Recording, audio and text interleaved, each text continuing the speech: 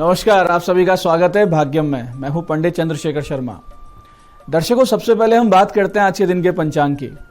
आज दिनांक है 27 अगस्त सन 2023। विक्रम संवत 2080 चल रहा है। श्रावण मास है, शुक्ल पक्ष है, वर्षा ऋतु है, तिथि आज की एकादशी है और आज का वार है रविवार। आज पवित्रा एकादशी का व्रत है और अमृत सर्वार सिद्धि योग इस दिन को और भी ज्यादा शुभ और योग कारक बना रहा है। आज के नक्षत्र की बात करें तो पूरे दिन और रात्रि पूर्वाषाढ़ा नक्षत्र रहेगा। योग प्रीति है, दोपहर 1:25 तक आगे आयुष्मान योग है। तो योग की दृष्टि से भी आज का दिन बहुत ही शुभ है, योग कारक है। इसका पूरा सदुपयोग कीजिए। करण वणिज है, सुबह 10:56 तक आगे वृष्टिकरण रहेगा।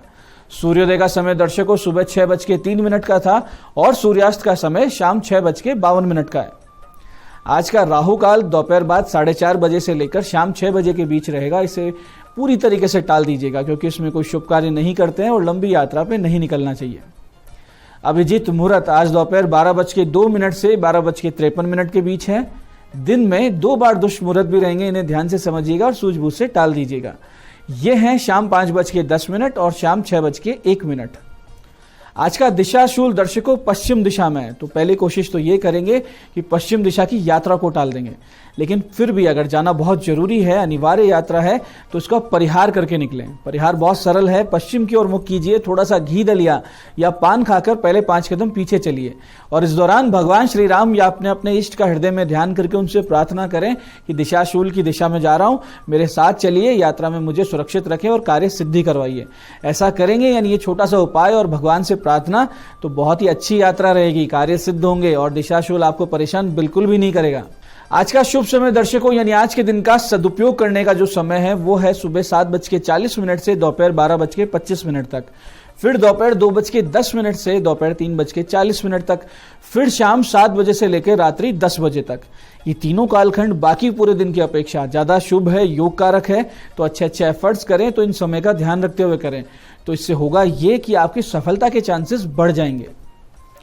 आज की चंद्र राशि दर्शकों धनु है, यानी चंद्रमा धनु राशि से गोचर कर रहे हैं, जिससे आज का दिन सभी 12 राशियों के लिए कुछ इस प्रकार रहने वाला है। सबसे पहले बात करते हैं मेष राशि की। मेष राशि वालों को भाग्य देगा नए नए अवसर आगे बढ़ने के। वहीं वृष राशि वाले स्वास्थ्य की समस्या से रहेंगे बहुत ज्यादा परेशान। मिथुन राशि वालों को मिल सकता है विवाह या प्रेम का प्रस्ताव, यानी या तो शादी विवाह का उनको प्रस्ताव मिल सकता है या प्रेम प्रस्ताव मिल सकता है। कर्क राशि वालों को ननिहाल पक्ष से लाभ मिलेगा आज। और सिंह राशि वालों के लिए बहुत ही योग कारक दिन है। अपनी सूझबूझ के लिए आज आप जाने जाएंगे। कन्या राशि वाले घर में अशांति से रहेंगे परेशान। तुला राशि वाले पुराने मित्रों से मिलकर होंगे आज प्रसन्न। और वृश्चिक राशि वालों का कोई पुराना निवेश दे जाएगा उनको बड़ा लाभ। धनु राशि वाले आज मानसिक अवसाद से रहेंगे परेशान, लेकिन बड़े बड़े लोगों से भेंट आपकी संभव है। मकर राशि वाले अपना नुकसान स्वयं ही करते हुए नजर आएंगे। कुंभ राशि वाले आज किसी लाभदायक प्रोजेक्ट में पैसे लगा सकते हैं। और मीन राशि वालों की नई नौकरी की तलाश हो सकती है आज पूरी। तो दर्शकों, अब करते हैं आज के दिन की ज्ञान चर्चा, जो आपकी हमारी अंत्यदृष्टि को, प्रज्ञा को जागृत करेगी। फिर आगे समझेंगे उन विशिष्ट उपायों को जो आपको समस्याओं से बाहर भी लाएंगे और जीवन में सफल भी बना देंगे। अंत में करेंगे आज के दिन की ज्योतिष मंत्रणा और समाधान। दर्शकों, हमारे सनातन धर्म और संस्कृति में आयु और वय अनुसार कर्तव्य कर्म भी निर्धारित किए गए और धर्म भी। इन्हें पुरुषार्थ और आश्रम का नाम दिया गया और अनुशासन रखा गया कि वय और आश्रम के अनुसार आप अपने कर्म अवश्य करें। यानी ऐसा नहीं है कि आपके कर्मों में, कर्तव्य में कोई ढील दे दी जाएगी। इसके लिए कठोपनिषद में एक श्लोक इस प्रकार आता है कि प्रथमेनार्जिता विद्या, द्वितीयनार्जितम धनम, तृतीयनार्जितः कीर्ति, चतुर्थे किम करिष्यति। इसका अर्थ ये है कि जिसने प्रथम अर्थात ब्रह्मचर्य आश्रम में विद्या अर्जित नहीं की, द्वितीय आश्रम यानी गृहस्थी में रहकर धन अर्जित नहीं किया, तृतीय अर्थात वानप्रस्थ आश्रम में कीर्ति अर्जित नहीं की, तो चतुर्थ आश्रम यानी संन्यास आश्रम में जाकर वो क्या अर्जित कर लेगा। इसका गूढ़ संदेश ये है कि छात्र जीवन में जमकर विद्या अध्ययन करें। गृहस्थी में जब आप आए तो धनार्जन लक्ष्य पर केंद्रित रहें और 50+ वाले कीर्ति बढ़े ऐसे कर्म करें, यानी उनका सम्मान कभी कम ना हो ऐसी स्थिति बनाए रखें। और 70-75 वालों को ईश्वर का ध्यान, नाम जप इत्यादि में लग जाना चाहिए, तभी हमारा समाज अनुशासन और धर्म पर प्रगति करता रहेगा। यही आज की ज्ञान चर्चा का सार है। अब बात करते हैं उन विशिष्ट उपायों पर जो आपकी सभी प्रकार की समस्याओं के सरल समाधान कर देते हैं और जिन्हें करके आप असफलता को, अड़चनों को अपने जीवन से बहुत दूर करते हुए सफलता की ओर दृढ़ता से अग्रसर होते हैं। सबसे पहले बात करते हैं उनकी जिनका जन्मदिन है। तो जिनका जन्मदिन है, आज आप सब लोग सुबह 11:15 के लगभग कुष्ठाश्रम में जाएं, गेहूं का आटा वहां दान करें, शिवालय में जाएं और वहां फलों के रस से भगवान शिव जी का अभिषेक करें। साथ ही साथ 5 किलो दलिया और 1.25 किलो गुड़ गौ माता को खिला दीजिए। फिर देखिए चमत्कार कैसे होता है। आज भगवान शिव जी को अर्पित की गई ध्वजा आपके लिए भाग्य के नए द्वार भी खोल सकती है। ये सारे उपाय अगर आप करते हैं तो आने वाला पूरा वर्ष बहुत ही सुंदर, बहुत ही योग कारक और ईश्वरीय अनुकंपा के साथ बीतेगा, इसमें कोई संदेह नहीं।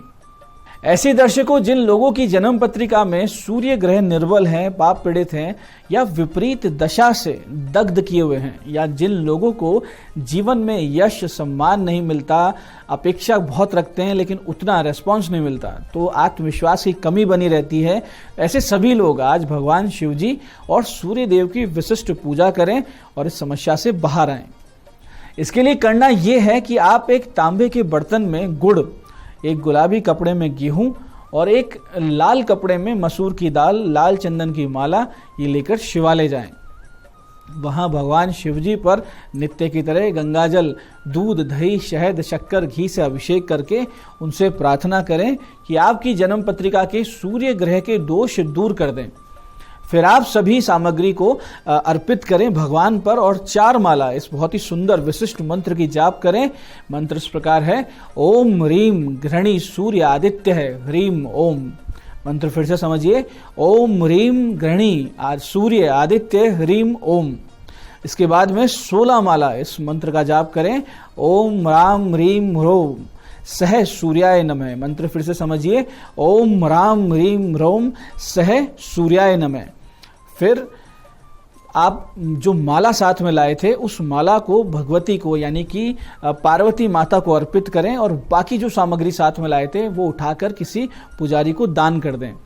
फिर देखिए आपकी जन्म पत्रिका का सूर्य पूरी तरीके से आपके अनुकूल हो जाएगा।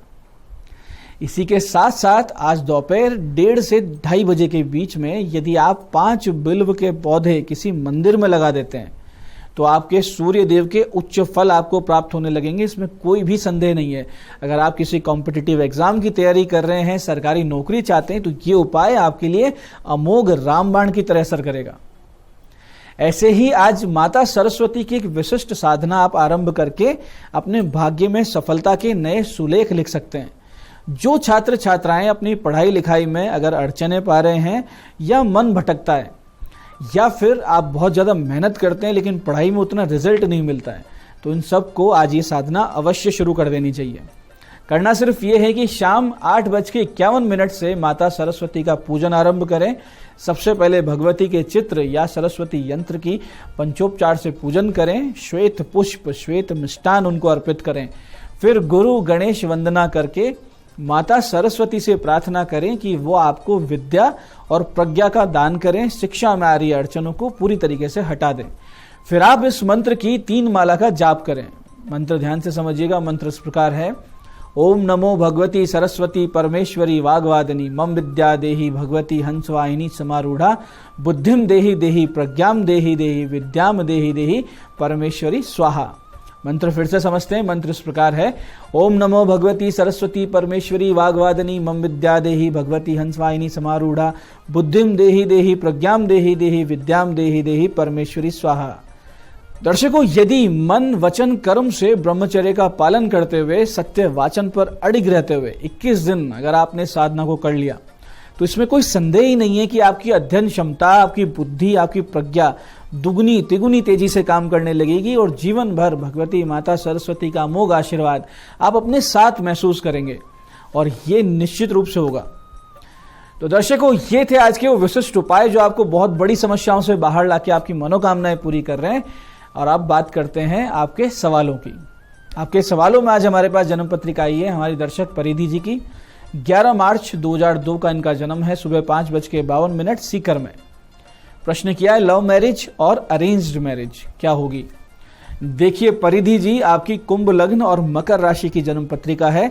सप्तमेश यानी विवाह का अधिपति सूर्य लग्न में पंचमेश बुध के साथ विराजमान है, जिन पर शनि यानी लग्नेश की सीधी दृष्टि आ रही है, तो निश्चित रूप से लव मैरिज के योग ही बन रहे हैं आपकी जन्म पत्रिका में। राहु केतु की शांति अवश्य करवा लीजिएगा ताकि वैवाहिक जीवन में और आपके करियर में कोई समस्याएं ना आए। आज की दूसरी जन्म पत्रिका आई है किशन सिंह जी की और इनकी जन्म तारीख है 13 नवंबर 1993, सुबह 10:10 का जन्म है जोधपुर में। प्रश्न किया है नौकरी करें या स्वरोजगार यानी कि व्यापार। देखिए किशन सिंह जी, आप धनु लग्न तुला राशि के जातक हैं। भाग्येश, कर्मेश, आयेश, लग्नेश सब आय भाव में जाके बैठे हैं और ये दर्शा रहे हैं कि आप मल्टीपल सोर्सेज से आपकी इनकम होगी और ये व्यापार के द्वारा ही संभव है कि 4-5 जगह से पैसा आना नौकरी से नहीं होता है, तो व्यापार आपका होना तय है। आपको मेटल से संबंधित, मशीन से संबंधित, स्क्रैप का काम, वाहनों का काम, ऑटो पार्ट्स का काम, तेल से संबंधित काम ये आप कर सकते हैं। उत्तम फल प्राप्ति के लिए आप सूर्य और मंगल के जाप करवा लीजिए, एक अच्छा सा माणिक्य और एक मूंगा पहन लीजिए और राहु की शांति अवश्य करवाइए, फिर देखिए जीवन कितना सुंदर हो जाएगा। तो दर्शकों, ये था आज का पंचांग, आज के विशिष्ट उपाय और ज्ञान चर्चा। मैं पंडित चंद्रशेखर शर्मा ये आशा करता हूं कि बताए हुए उपायों को सही विधि, सटीक समय और अटूट श्रद्धा के साथ करके आप पूरा लाभ उठाएंगे और जो ज्ञान चर्चा, जो सत्संग हमने किया उसे अपने जीवन में उतारेंगे और धीरे धीरे आपका जीवन शिवमय, सत्यमय और आनंदमय होता जाएगा। मैं महादेव से प्रार्थना करता हूं कि जब आप हमारे बताए हुए उपाय करें तो आपके कष्टों का निवारण अवश्य हो और मनोकामना पूर्ति निश्चित रूप से हो। साथ ही एक निवेदन ये कि श्रावण मास है तो वृक्षारोपण अधिक से अधिक करें और ये जो प्रकृति भगवती है इनकी सेवा करें। कार्यक्रम में बने रहने के लिए बहुत बहुत साधुवाद। भगवती आप सबका कल्याण करे। जय आदिशक्ति।